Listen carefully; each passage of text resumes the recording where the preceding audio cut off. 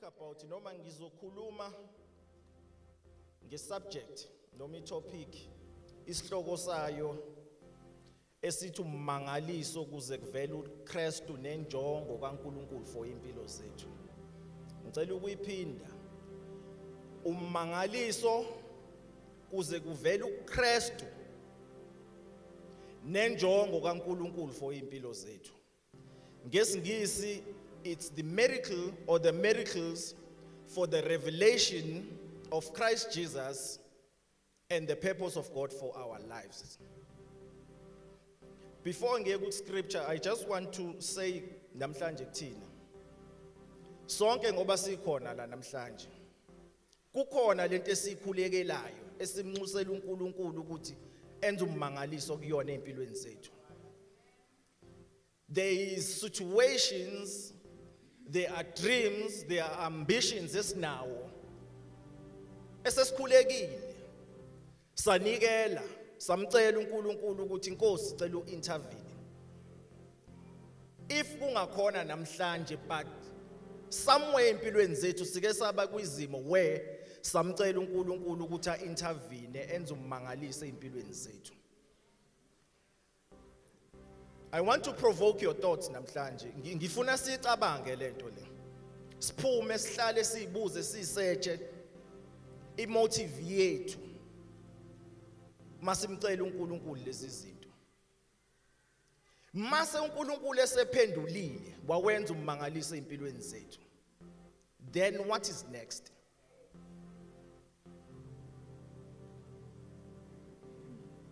Kwenzakalani emva kalokho?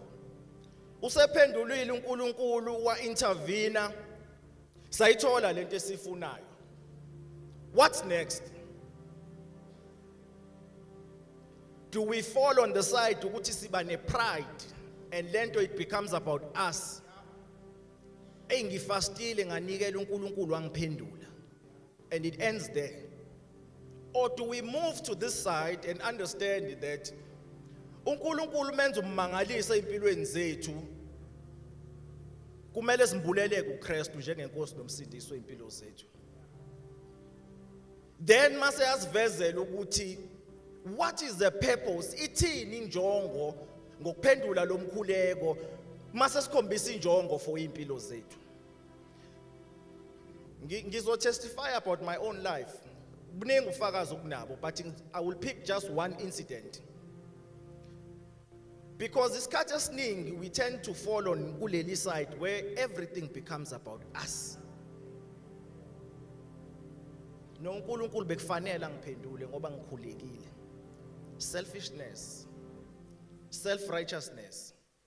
It's all about me. uJesu asimboni kulo mmangaliso. Asiboni injongo kaNkulunkulu. And ingozi yalokho i1. Uba ikholwa eliphila noma elifuna ukuphila from miracle to miracle. Miracle to miracle without seeing the glory of uJesu. Without understanding ukuthi uNkulunkulu unenjongo for impilo yakho. When life happens or when prayers don't get answered, uyaqala uyamthuka uNkulunkulu. Uqala uyamresent uyamzonda uNkulunkulu. It's because you prayed wangambona uKristu wangayibona injongo wathi wena nona kusasa uNkulunkulu futhi ngicela ungenzele lokho. Wena into onendaba nayo uNkulunkulu igift awunendaba nayo. Let me speak about my life. 2011 ngino 2 days ngiqashiwe la engangitrainela khona ukuba ummeli. 2 days, most exciting 2 days of my life. The week before ngangicela umngani wami ukuthi ngimphelezela yolobola. Ngizodrive eyodwa imoto zakhe ahambe phambili ngihambe nomalume wakhe nahambe nenye group ngaphambili. Siye eBhamshele. 15 minutes away to la kumele sifike khona siyolobola. Umgwaqo waseBhamshele isemakhaya.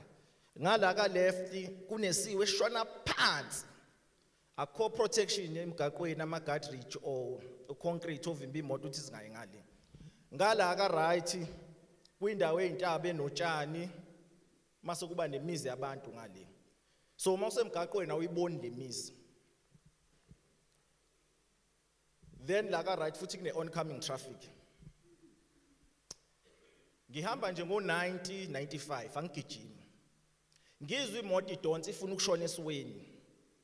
Awu. Kodwa bihamba kahle le moto nje yonke le journey. Mase sesofika isifuna ukungiphonsa esiweni. Ngidonse ngiyibuyise ngaka right. What happened there? Yinto engize ngayixoxa this year ekhaya. Because angi-understandanga nokuthi kwakwenzakalani.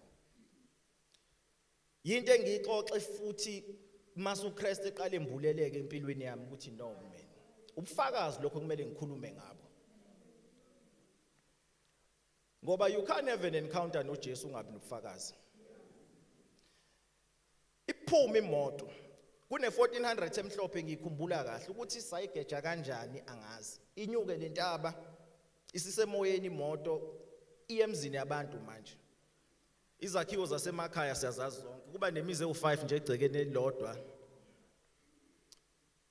Kanjani imoto yaphindela yabuyela in the opposite direction yazoshaya emgaqweni yabanjwa ilentaba nehuka lele lokudonsa ngemuva. Yaphela imoto kwaqhuma amasondo kwafa ama windscreen kwafa ama windi just a write off. Sahlala emotweni nomalume uyabuza ukuthi kwenze njani ngayithulela because I was just shocked. Sibona isixuku sabantu sivula icapha basichecka ni right bafethu no si right. Amazed nabo ukuthi even ama broken glasses ngesikhathi eqhuma asinama scratch asinalutho. Besikhiphe kufika abanye shothi bebenje ibangeni babona ukuthi bekwenzakalani beyibona yonke lento. Bathi mfethu ayingeke uya drive. Asikaze sibone into nje. Ngiyithulele labantu abazi I had no control of imoto. But God intervened in that situation.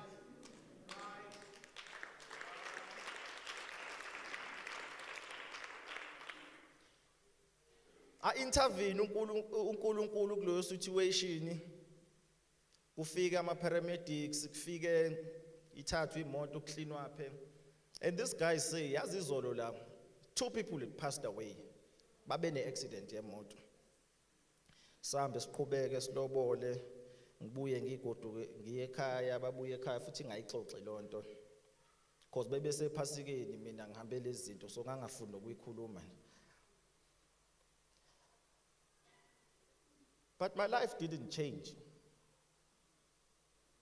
Because kwafika kumina ukuthi ngoba vele kusene ekhaya kuyakhuleka ngikhulekile so uNkulunkulu kwakumela intervene. Now that kind of a mentality ivimba revelation kaKristu Jesu. Ivimba ukuthi ubone ukuthi uNkulunkulu unenjongo for impilo yakho. You feel entitled to intervention kaNkulunkulu. Because there are people who prayed but they died. There are people who prayed and God did not bless them with cars that we have today. But God is always trying to shift umuntu kuJesu kuze abe ne relationship naye. Masemnika purpose more than the things ayifunayo. But siba stuck in the miracles and we feel entitled to it. Singamboni uJesu. Sikhonze for 100 years but uJesu asimazi. Siyamazi ngoba kukhulunywa ngayo but we have no revelation of him. Let me support lento engishoyo ngescripture. Then mase siyavala. Luke 5 verses 4 to 11. OneBhayibheli lezulu bengizocela nje angifundele ukuze isounde kahle lento isingisi sometimes siyayithambisa lento. OneBhayibheli lezulu bazalwane. Kuthe esegcinile ukukhuluma wathi kuSimon, qhubeka ekujuleni nehlise amanetho enu nibambe. Simon waphendula wathi, Nkosi, sishikile ubusuku bonke asibambanga lutho kepha ngezwi lakho ngiyakwehlisa amanethi sebekwenzile lokho babamba inhlanzi eziningi kakhulu azaqhabuka amanethi abo babaqhweba omana babo abakomunye umkhumbi ukuba beze bababambise beza ke bayigcwalisa imkhumbi yombili yaze yathi ayizike kuthe uSimon Petru ekubona lokhu wasiphonsa phansi ngasemadolweni kaJesu wathi suka kimi Nkosi ngokuba ngingumuntu oyisoni ngokuba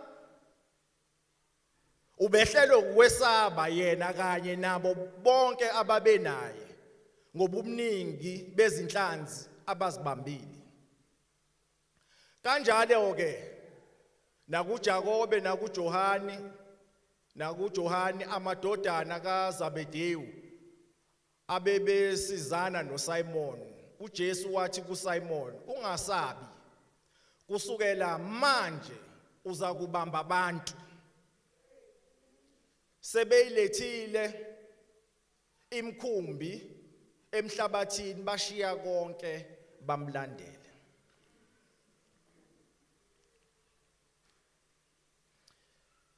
ibackground yalesi story one uPeter umdobi an expert fisherman of that time ucwepheshe ngeke umtshele lutho ngokudoba two iBhayibheli intentionally says bebedobe noma bebedoba ubusuku bonke kwaze kwasa bangalutho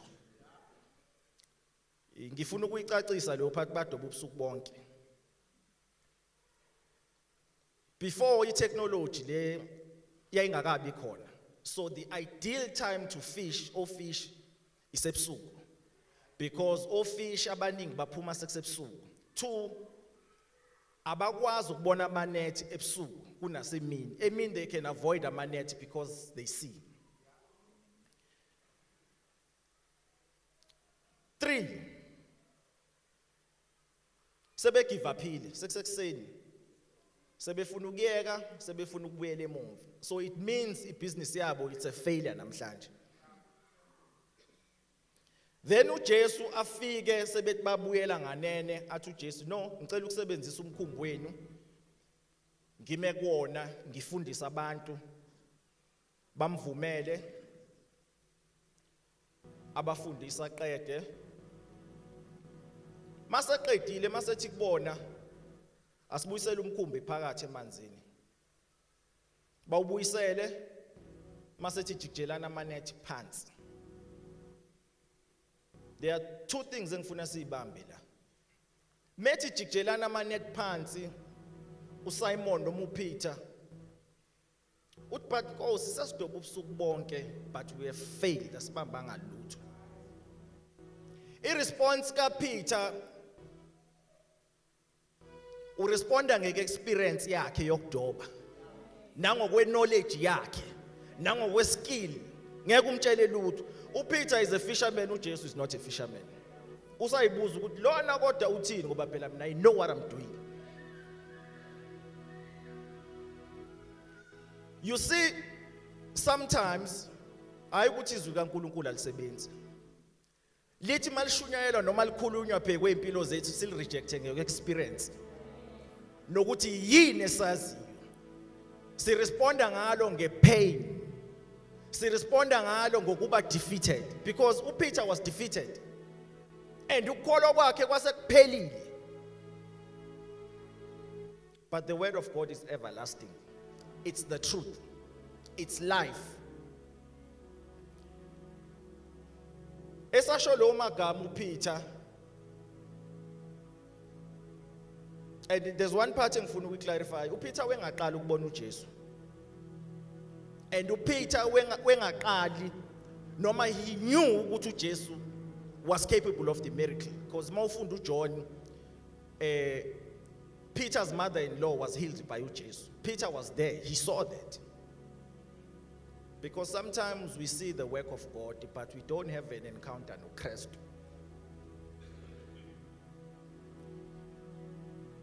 But ngiyayithanda i-change of mind kaPeter. Esengabazile, esehlulekile, esegive upile. Uthi sengizowajikjela lamanethi ngoba sekusho wena. I-experience yami nobuhlungu bami nokufeyila kwami sengikubeke eceleni. And I know ngoba sonke sikhona la namhlanje. There is a pain esifilayo somewhere.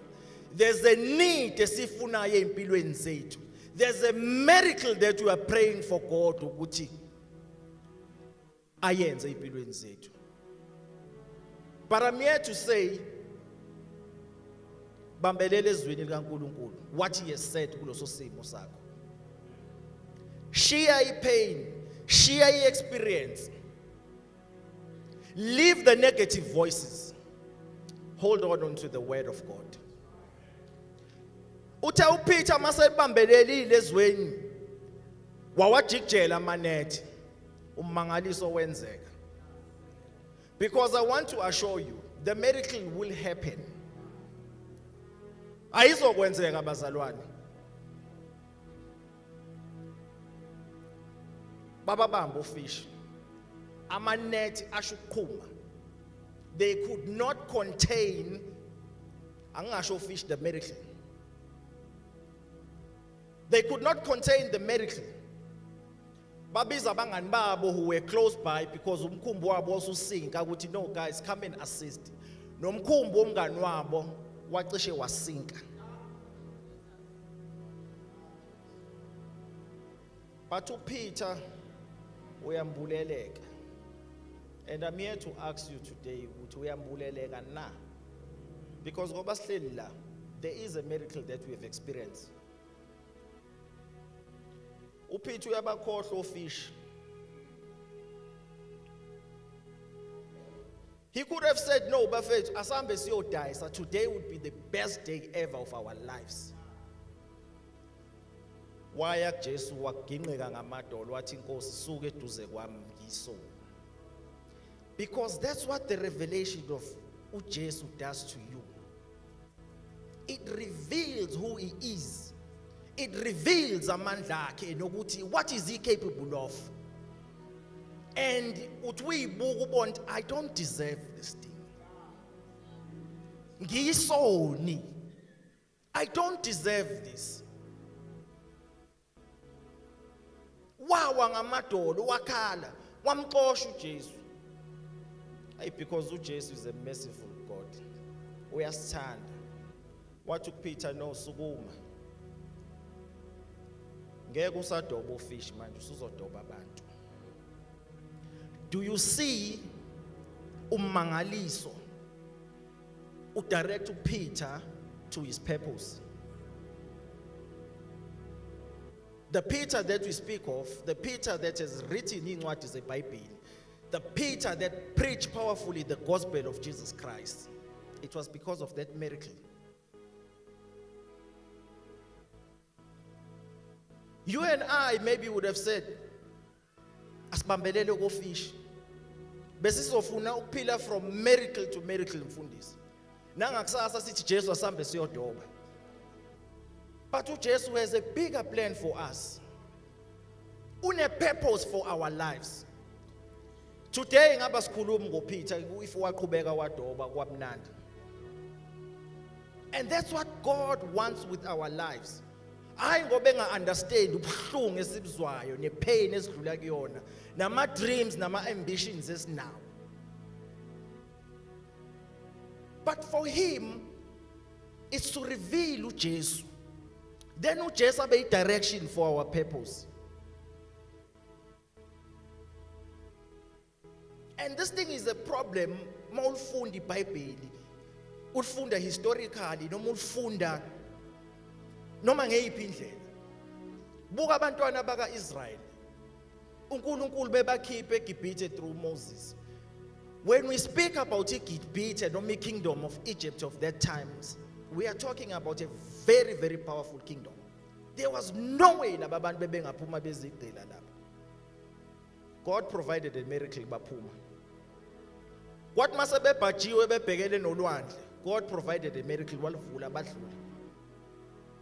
Kwathi mase besehlane ukudla ngekho, God provided imana. Ebusuku wa provide iwarmth by umlilo. Emini wa provide shelter by if. But the Bible tells us ukuthi laba bantu they rejected God. Bazenzela ithixo, bayikhonzela ithixo. In fact bamthuka uMoses bathi ubuseke sayifela lapha thina. Busaphi lapha isithi. Because they could not see God kuma miracles. They became selfish. They became self-centered. uMoses kwase kuboy wabo utshela uNkulunkulu ukuthi lokho. Tshela uNkulunkulu ukuthi lokho. And I live that life now. 2011 is 2025. Lento ngize ngayikhuluma ekhaya 2025 ngoApril ade ngisekhaya. Ngiyaqala ukufakaza ngayo. And I live that life ukuthi I'll pray ngizonikela uNkulunkulu must do a miracle. But uJesu ungamfuni ngimbekele. And you live a life with no purpose. You live a life with no purpose.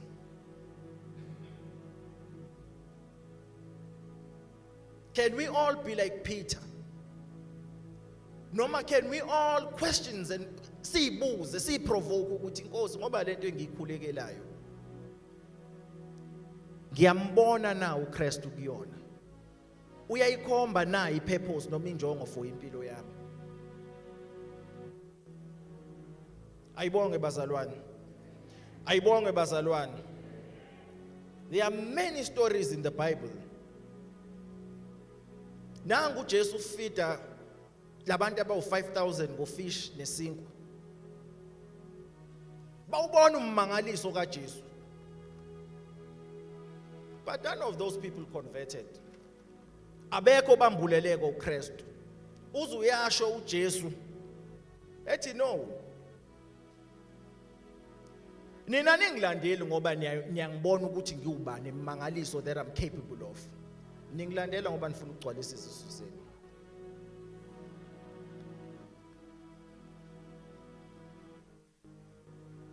I always say something controversial njalo mangihleli ngicabanga ngedwa ngithi yabona makuthiwa sonke asinankinga lemhlabeni, no one will come to church.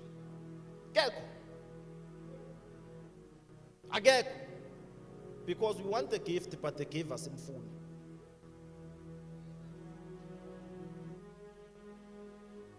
But when Christ is revealed to you, you have the conviction. Uba ne-conviction, no, I need to go to church for my spiritual growth. I need to engage kuma activities esonto for my spiritual growth.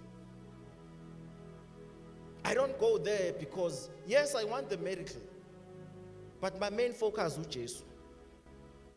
Njengenkosi nomsindisi wempilo yami.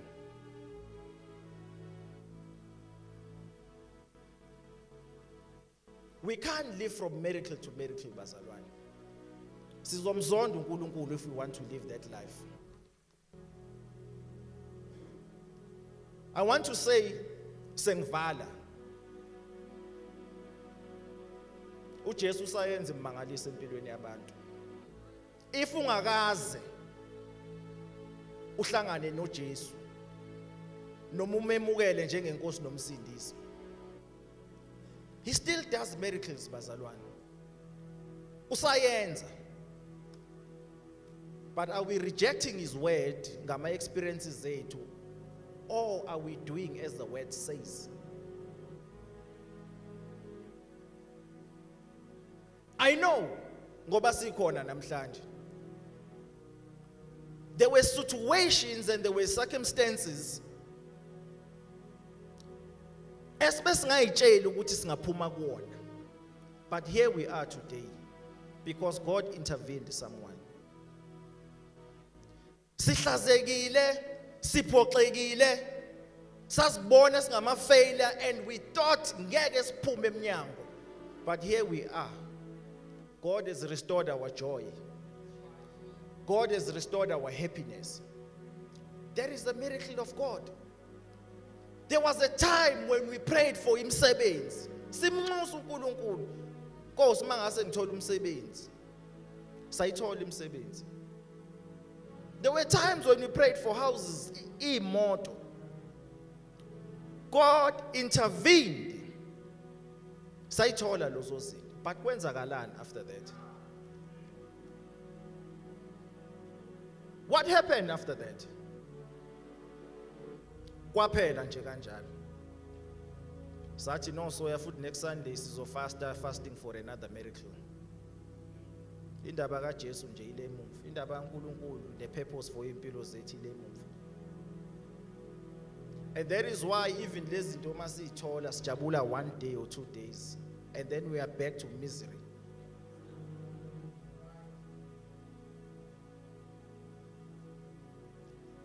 Ummangaliso kaNkulunkulu is more important than you. It's more important than me. It's pointing to Jesu. Iyambulu Jesu. Mase kunika purpose for your life.